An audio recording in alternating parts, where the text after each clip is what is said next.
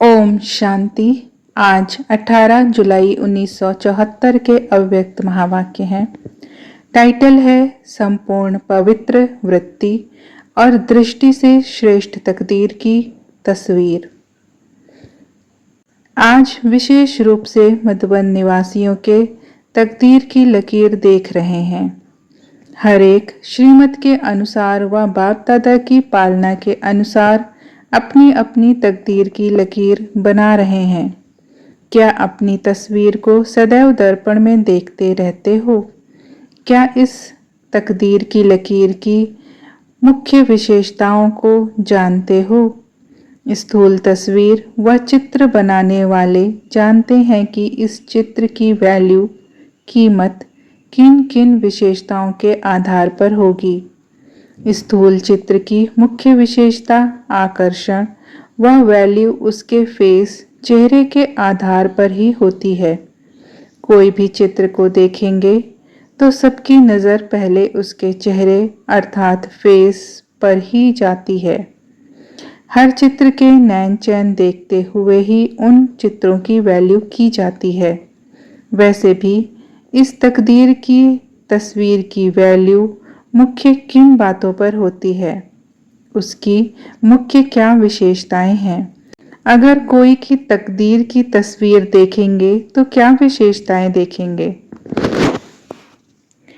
एक मुख्य विशेषता यह देखी जाती है कि तकदीर की तस्वीर में क्या स्मृति पावरफुल है, अर्थात सदा स्मृति स्वरूप है। दूसरी बात कि क्या भाई भाई की वृत्ति सदा कायम रहती है। तीसरी, क्या रूहानी अर्थात संपूर्ण पवित्र दृष्टि है। मूल में ये तीन ही बातें हैं, स्मृति, वृत्ति और दृष्टि।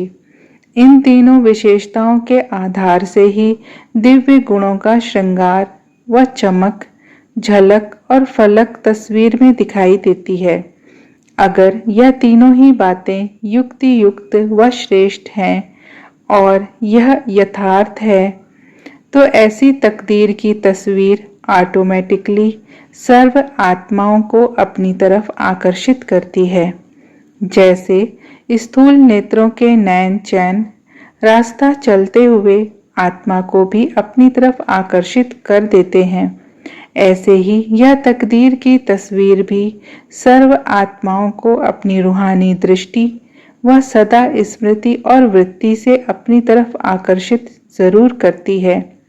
जैसे स्थूल चित्र देहधारी बनाने में अर्थात देह अभिमान में लाने के निमित्त बन जाते हैं, ना चाहते हुए भी आकर्षित करते हैं। कच्चे ब्राह्मणों को व देही अभिमानी बनने के पुरुषार्थियों को भी आकर्षित कर देह अभिमानी बना देते हैं, जो ही फिर कंप्लेंट शिकायत करते हैं कि रास्ता चलते चैतन्य चित्र व जड़ चित्र देखते हुए आत्म अभिमानी से देह अभिमानी बन जाते हैं। ऐसे ही जब रूहानी चित्र व तस्वीर आकर्षण में बनाएंगे तो अनेक आत्माएं चलते फिरते भी देह अभिमानी से निकल देही अभिमानी बन जाएंगी। जब स्थूल चित्रों में इतनी आकर्षण है तो क्या आप रूहानी चैतन्य चित्रों में इतनी रूहानी आकर्षण नहीं है।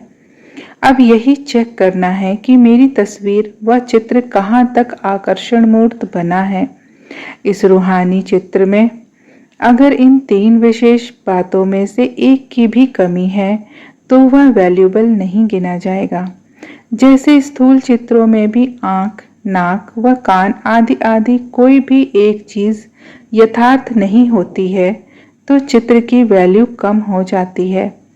चाहे सारा चित्र कितना ही सुंदर हो, लेकिन मुख्य फेस में अगर थोड़ी सी भी कमी रहती है तो चित्र बेकार हो जाता है या फिर उसकी वैल्यू आधी हो जाती है।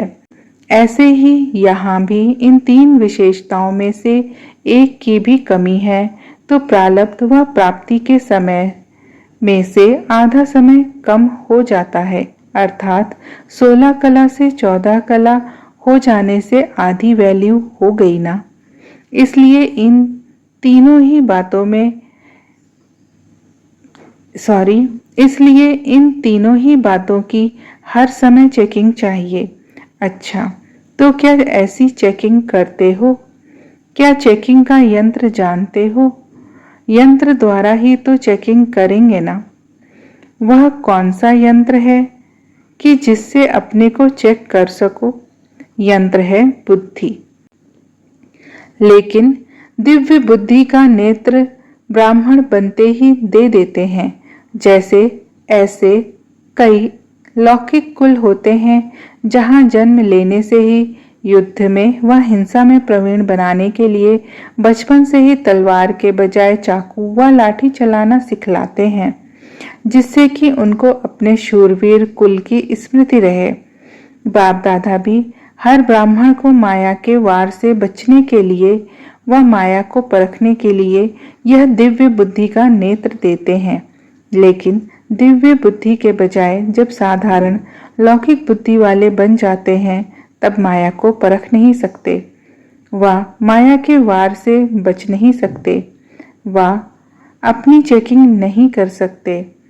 पहले यह देखो कि क्या अपना दिव्य बुद्धि रूपी नेत्र अपने पास कायम है। कहीं दिव्य बुद्धि रूपी नेत्र पर माया के संग दोष व वातावरण का प्रभावशाली जंक तो नहीं लग रहा है व कोई डिफेक्ट तो नहीं कर रहा है। अपनी ऐसी श्रेष्ठ तस्वीर बनाने के लिए मुख्य 3 विशेषताओं को भरने के लिए 3 शब्द याद रखो। फर्स्ट, निर्वाण स्थिति में रहना है।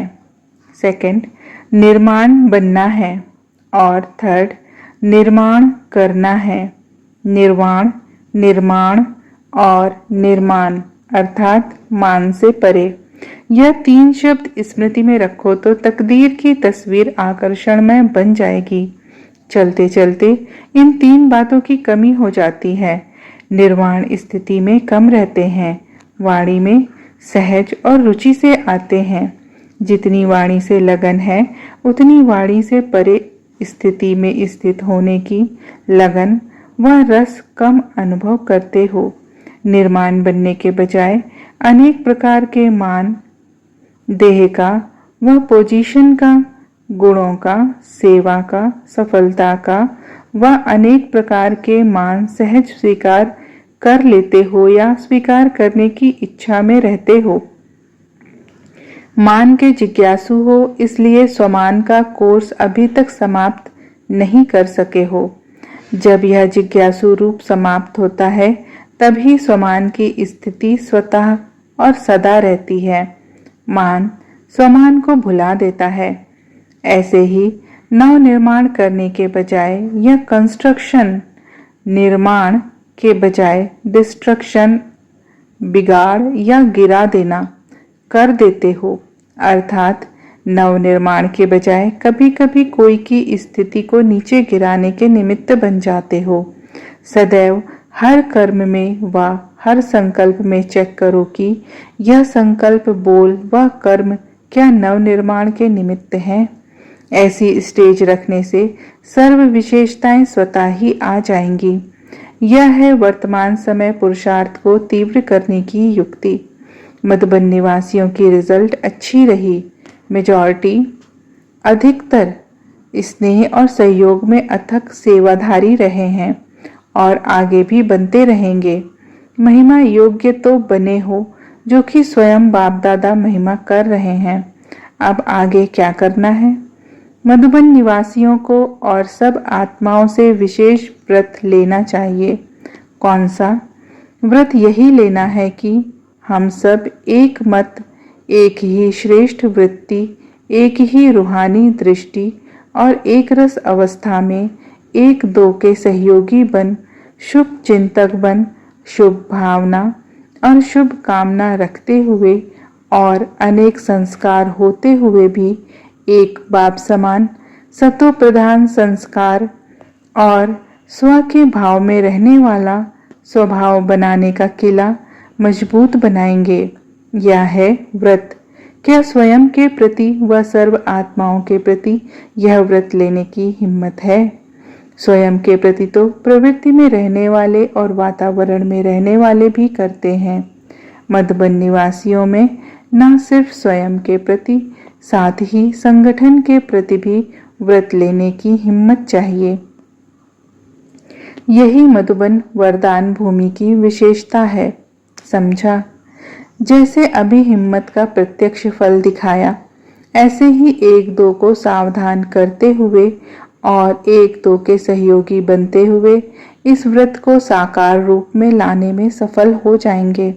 जैसे और जोन वालों को अपनी अपनी विशेष सर्विस का सबूत देने के लिए सुनाया है, वैसे ही मधुबन निवासियों को भी इस बात का सबूत देना है।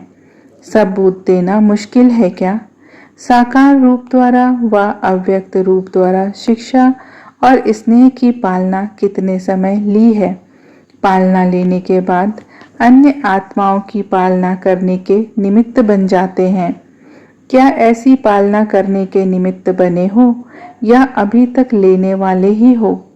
अभी तो पुरानों को आने वाले नए बच्चों की पालना करनी चाहिए, अर्थात अपने शिक्षा स्वरूप द्वारा और स्नेह द्वारा उनको आगे बढ़ाने में सहयोगी बनना है और इस कार्य में दिन रात बिजी रहना चाहिए। यह अव्यक्त पाठ भी विशेष नयों के लिए है और पुरानों को तो अब बाप के समान बन नई आत्माओं के हिम्मत और उल्लास को बढ़ाना है। जैसे बाप दादा ने बच्चों को अपने से ही भी आगे रखते हुए अपने से भी ऊंच बनाया है, ऐसे ही पुरानों का कार्य है नयों को अपने से भी आगे बढ़ाने का सबूत दिखाना व सर्व शिक्षाओं को साकार स्वरूप में दिखाना, पालना का प्रैक्टिकल रूप रिटर्न रूप में देना है। अच्छा, ऐसे सपूत बच्चे अपनी तकदीर की तस्वीर अपनी धारणाओं द्वारा दिखलाने वाले, सदा मूल मंत्र और यंत्र को कर्तव्य में लाने वाले, बाप दादा के समान हर सेकंड और संकल्प सर्व आत्माओं के कल्याण के प्रति लगाने वाले, सदा स्व के भाव में रहने वाले, बाप दादा समान श्रेष्ठ संस्कार अर्थात अनादि और आदि संस्कारों को प्रत्यक्ष रूप में लाने वाले, हर संकल्प और हर समय को सफल बनाने वाले सफलता मूर्त सितारों को बाप दादा का याद प्यार, गुड नाइट और नमस्ते। ओम शांति।